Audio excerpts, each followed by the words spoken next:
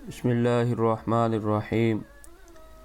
رمضان المبارک کا مہینہ رحمت، خیر و برکت، مغفرت اور دوزخ سے خلاصی اور سلامتی کا مہینہ ہے، اور اللہ رب العزت کو راضی کرنے کا مہینہ ہے۔ اللہ رب العزت فرماتے ہیں: شہر رمضان الذی انزل فیہ القرآن ھدی للناس وبینات من الہدی والفرقان فمن شہد منکم الشہر فلیصم۔ فرمایا کہ رمضان کا مہینہ وہ ہے جس میں قرآن نازل کیا گیا، جو لوگوں کے لیے ہدایت کا ذریعہ ہے اور واضح نشانیاں ہدایت اور حق و باطل کے درمیان فرق کی ہیں۔ جو شخص اس ماہ میں موجود ہو اس کو چاہیے کہ وہ اس میں روزہ رکھے۔ ایک دوسری جگہ اللہ رب العزت نے ارشاد فرمایا: یا ایھا الذین آمنوا کتب علیکم الصیام کما کتب علی الذین من قبلکم لعلکم تتقون۔ اے ایمان والو، تم پر روزے فرض کیے گئے جیسا کہ تم سے پہلے لوگوں پر فرض کیے گئے، تاکہ تم پرہیزگار بنو۔ یہ رمضان المبارک کا مہینہ کس قدر رحمت اور برکت اور خیر کا مہینہ ہے، دیکھیں۔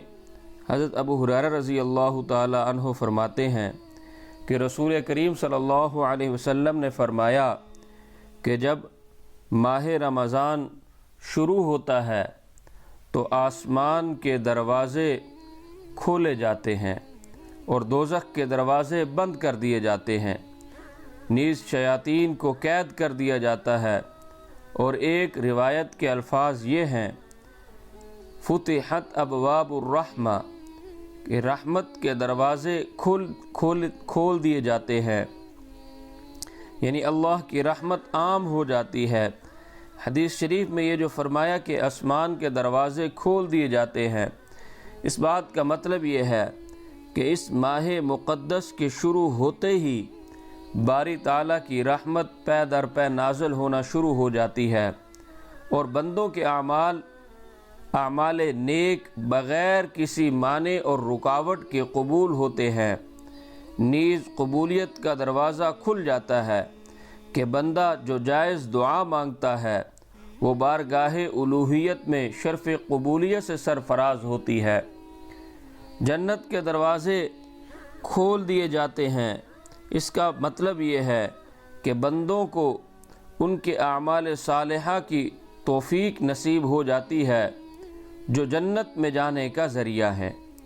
دوزخ کے دروازے بند کر دیے جاتے ہیں، اس بات کا مطلب یہ ہے کہ روزہ دار عموماً ایسے کاموں سے بچتا رہتا ہے جو دوزخ میں داخل ہونے کا باعث ہے، اور روزہ دار جب کبیرہ گناہوں سے بچتا ہے تو صغیرہ گناہ روزہ کی برکت سے وہ بخش دیے جاتے ہیں۔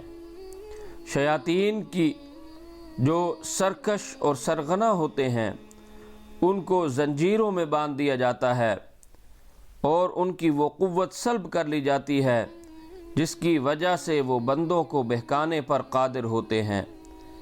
روزہ کی وجہ سے انسان کی قوت حیوانیہ مغلوب ہو جاتی ہے، جو غیظ و غضب اور شہوت کی جڑ ہے، اور اس طرح کے گناہوں کا باعث ہوتی ہے۔ اس کے برخلاف قوت عقلیہ غالب اور قوی ہو جاتی ہے، جو طاعات اور نیکی کا باعث ہوتی ہے۔ چنانچہ یہی وجہ ہے کہ رمضان میں دوسرے مہینوں کی بنسبت گناہ کم ہوتے ہیں اور عبادات اور طاعات میں زیادتی ہوتی ہے۔ ایک اور حدیث میں فرمایا، حضرت ابو ہریرہ رضی اللہ تعالیٰ عنہ فرماتے ہیں، فرمایا رسول کریم صلی اللہ علیہ وسلم نے: جس شخص نے ایمان کے ساتھ یعنی شریعت کو سچ جانتے ہوئے اور فرضیت رمضان کا اعتقاد رکھتے ہوئے اور ثواب کی طلب کی خاطر، یعنی کسی خوف یا ریا کے طور پر نہیں بلکہ خالصتاً اللہ کے لیے رمضان کا روزہ رکھا تو اس کے وہ گناہ بخش دیے جائیں گے جو اس نے پہلے کیے تھے۔ نیز جو شخص ایمان کے ساتھ اور ثواب کی طلب کی خاطر رمضان میں کھڑا ہوا تو اس کے وہ گناہ بخش دیے جائیں گے جو اس نے پہلے کیے تھے۔ اسی طرح جو شخص شب قدر میں ایمان کے ساتھ یعنی شب قدر کی حقیقت کا ایمان اور اعتقاد رکھتے ہوئے اور طلب ثواب کی خاطر عبادات کے لیے کھڑا ہو تو اس کے وہ گناہ بخش دیے جائیں گے جو اس نے پہلے کیے تھے۔ گناہوں کے معاف ہونے کا مطلب یہ ہے کہ صغیرہ گناہ جو ہوں گے وہ معاف ہو جائیں گے، کبیرہ گناہ جو ہوں گے وہ توبہ کے بغیر معاف نہیں ہوں گے۔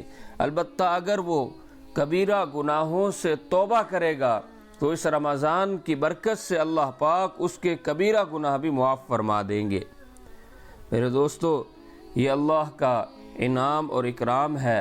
رحمت عالم صلی اللہ علیہ وسلم شعبان المعظم ہی سے رمضان کریم کا خصوصی اہتمام شروع فرما دیتے تھے، اور امت کے لیے بھی یہی پیغام ہے کہ سارے عالم کے سارے انسان ایمان کی حالت میں آ کر ہدایت کے راستے کو اپناتے ہوئے اللہ کے ان حکموں کو اسی طرح پورا کریں جیسے رسول کریم صلی اللہ علیہ وسلم نے ارشاد فرمایا۔ اس کی برکت سے اللہ پاک یہ جو وعدے فرما رہے ہیں یہ سارے کے سارے اسی طرح پورے فرمائیں گے۔